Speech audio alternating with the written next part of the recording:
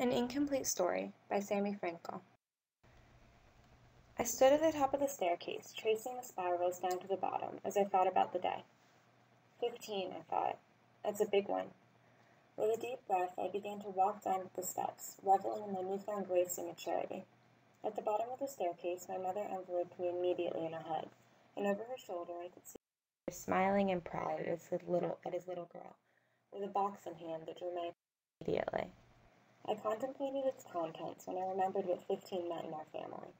I received the necklace at 15, the most beautiful beaded necklace with a red pendant dangling down the middle of the chain. I'd grown up seeing it hanging around my mother's neck twice a year, once on her birthday and once on her mother's. I'd heard that it was tradition, and that the necklace had been in our family for generations, passed down at 15 from mother to daughter. Today was my day. My mother released me and took the box from my father. Jewels to be worn on this day for the very first time. I removed the trinket from its container and pulled it over my head. With my eyes closed, I ran my fingers along the pearls. I could feel the history radiating from the stones. Turning to my mother, a grin broke out of my face. This gift was better than any other present I could have asked for. It was beautiful and fit perfectly on my chest. It was significant, and I wanted to know everything about it. Who made it? Where it came from? Who owned it first? Do you know, Mother? I asked, suddenly thinking aloud. Do I know what, darling? The history of the necklace. I know a bit, but only what I heard from my mother. She gave me the necklace when I turned 15, just as I did for you today. Many years before, her mother gave her the same necklace on her 15th birthday, but she got the necklace from her husband, the first to marry of his mother's sons. You see, she had no daughters to whom she could pass on the necklace, so she vowed to give it to the wife of one of her sons. Before that, though, I knew nothing more. Wow, I responded, awed by the diligent passage of this necklace through my history.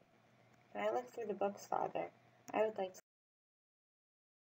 approval, and wandered over to the bookshelf lined with records and volumes, accounting for every type of knowledge one could hope to acquire, including family history.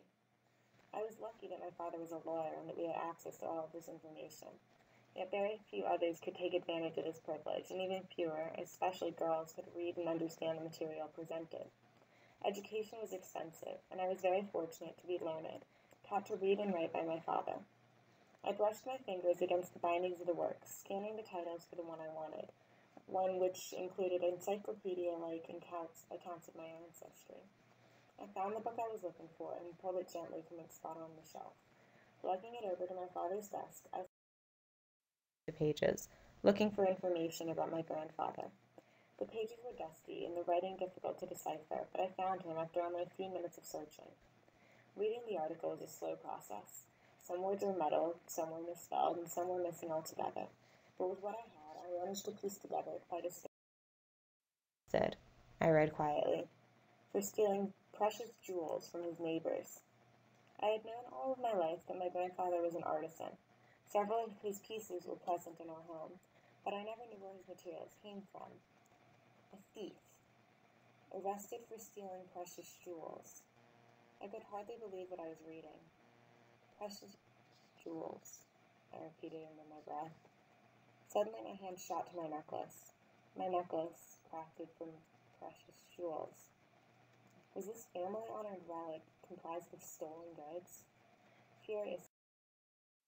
Furiously, I flipped through the pages again, searching for any trace of the necklace before my grandfather. There was nothing. Stolen, I muttered. Every pearl, the gorgeous ruby pendant, it was all stolen. I brought my fingers back up to my neck and closed my eyes, hoping to revive that feeling of pure contentment and thrill from when I had first put the band around my neck, but I didn't feel it at all. I could feel the history emanating from the jewels once more, but it was a history full of lies and betrayal instead of tradition or love. This time no grin appeared on my face, rather tears appeared in my eyes, rolling down my cheeks onto the table. Everything I had believed my whole life had been proven wrong. Those things I really valued had no value at all. Gazing at the book, words began to pop out at me. Thief.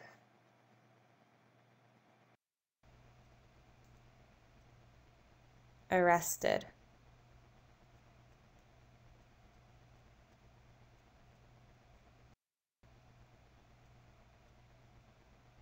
jewels,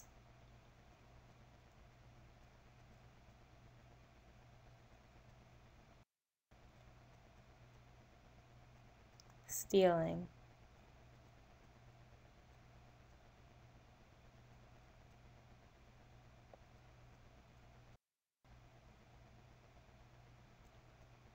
precious,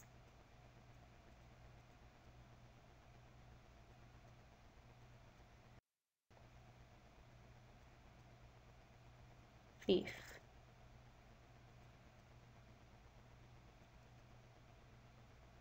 With all the strength I could muster, I grasped the necklace on either side, and I pulled. I pulled as hard as I could until I broke on the floor, followed by a clink, then another, and another, and another after that, until it appeared as though the pearls were cascading onto the floor, rolling about into the kitchen, where I'm sure my parents stood, very confused.